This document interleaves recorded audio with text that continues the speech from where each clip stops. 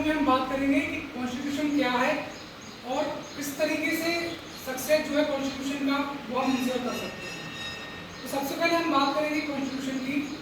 तो constitution basically collection है law का, रूल्स का, यानी जो भी नियम फॉलो होना चाहिए, कानून फॉलो होना चाहिए, उस चीज़ की हम बात करते हैं कॉन्स्टिट्यूशन में। अगर हम और थोड़ा डिटेल में बात करें तो जो फिलोसॉफी है नेशन की वो गाइड होती है कॉन्स्टिट्यूशन के थ्रू। ये कॉन्स्टिट्यूशन जो है वो एक ऑर्गेनिक वो है, यानी एक स्टैटिक कंसेप्ट नहीं है,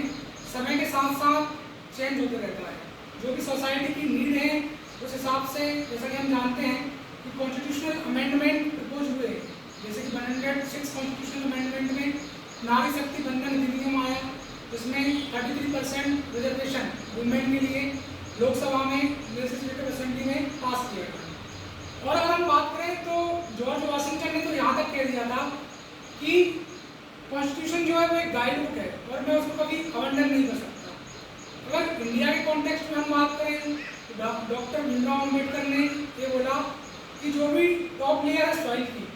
तो जब तक कॉन्स्टिट्यूशन प्रिजर्व रहेगा तो डेमोक्रेसी जो है, लोगों की आवाज़ जो है, वॉइस ऑफ पीपल जो है वो प्रिजर्व रहेगी। लोग अपनी आवाज़ बुलंद कर सकेंगे और जो भी उनके फंडामेंटल राइट्स हैं, मौलिक कर्तव्य हैं, उनको उठा सकते हैं और अपने राइट्स गारंटीड हो जाएंगे। बात करें अगर हम थोड़ा सा स्टेट की, कि स्टेट क्या है, तो स्टेट कहीं ना कहीं इस तरीके से हम समझ सकते हैं कि ये पूरा एक सर्कल है और ये पूरी एक टेरिटरी है। इस टेरिटरी में अलग अलग लोग रह रहे हैं, एक कलेक्टिव कॉन्साइंस सबके बीच में है, सामंजस्य है। अगर बाहर से कोई भी एक्सटर्नल फोर्स इस कलेक्टिव कॉन्साइंस को डिस्टर्ब करने की कोशिश करता है, चाहे वो टेररिस्ट ऑर्गेनाइजेशन की हम बात करें जो कि हम इंटरनल सिक्योरिटी में पढ़ेंगे, या कोई ऑर्गेनाइज क्राइम हो या ड्रग ट्रैफिकिंग का इशू हो, तो ये सब लोग मिलकर आपस में इस एक्सटर्नल फोर्स को डिस्ट्रॉय करेंगे। जैसे कि इंडिया की अगर हम बात करें तो ऑपरेशन सिंदूर जो अभी देखा गया जम्मू कश्मीर के यहाँ टेररिस्ट अटैक वगैरह थे, उसको कर्व किया गया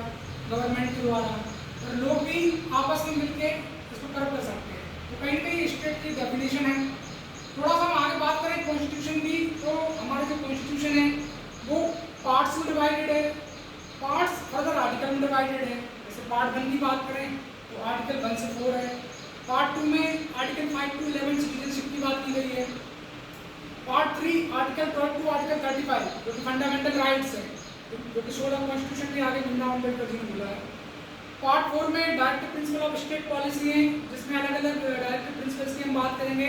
चाहे फिर वो गांधी जी का कॉटेज इंडस्ट्री को प्रमोट करने की बात हो, चाहे गांधी जी का विलेज पंचायत को प्रमोट करने की बात हो, चाहे हम बात करें आर्टिकल 44 यूनिफॉर्म सिविल कोड, जिसमें बोला गया है कि सारे रिलीजन जो इंडिया के हैं, चाहे हिंदू हो, मुस्लिम हो, क्रिश्चियन कम्युनिटी हो, उन सबके जो मैरिज के जो भी रूल्स वगैरह हैं वो सब एक ही उसमें कोडिफाइड हो जाएं, तो इसको प्रमोट करने की बात की जा रही है। और जैसा कि आप सभी जानते हैं उत्तराखंड ने यूनिफॉर्म सिविल कोड प्रपोज कर दिया गया है और इम्प्लीमेंट हो गया है, but the need of the time is to implement it at a larger level, at grassroot level, then only we can say कि the diversity in unity, because if we say about India, so India is known as a salad of ball. Salad of ball concept का मतलब ये है कि ये आपका एक कटोरा है और इसमें आपके अलग अलग, जैसे एकदम अगर आप लेमन टर्म में समझें तो इस कटोरे के अंदर आपका टमाटर भी है, प्याज भी है, मूली भी है। क्योंकि हमारे इंडिया में क्या है कि बहुत अलग अलग कास्ट हैं, डिफरेंट कास्ट हैं, अलग अलग रिलीजन है, चाहे हिंदू हो, मुस्लिम हो, क्रिश्चियन हो, जैन हो, पारसी हो, बुद्धिस्ट हो, तो सभी मिलके कलेक्टिव कॉन्साइंस के साथ, एक पीस के साथ, एक ब्रदर और भाईचारे के साथ रहें। तो इसलिए इंडिया को हम बोलते हैं सैलेड ऑफ बॉल, ना कि melting of pot. Melting of pot का मतलब है कि ये घड़ा है और वो पिघल जाए, मतलब तो वो नहीं। हमारा सैलेड ऑफ बॉल मतलब अलग अलग कॉन्स्टिट्यूएंट, अलग अलग रिलीजन, अलग अलग कास्ट के लोग मिलके बढ़िया शांति से देश में रह रहे हैं। और इसी से हमारा जो 2047 का विकसित भारत का जो गोल है, माननीय मोदी जी का जो मतलब इनिशिएटिव है विकसित भारत का गोल, वो अचीव होगा। तो जैसा कि आप जानते हैं अभी लेटेस्ट इकोनॉमी में इंडिया का 4th पोजीशन है। अभी हम लोगों ने जो है जापान को मतलब पीछे कर दिया है, और आने वाले टाइम में IMF का जो एस्टिमेट्स है $5 ट्रिलियन का, अभी करंटली तो $3 ट्रिलियन अचीव हुआ है, $5 ट्रिलियन बाय 2037 IMF का जो एस्टिमेट्स है वो भी इंडिया अचीव करेगी, और हम जल्दी विकसित भारत के गोल को 2047 को अचीव कर लेंगे। Thank you.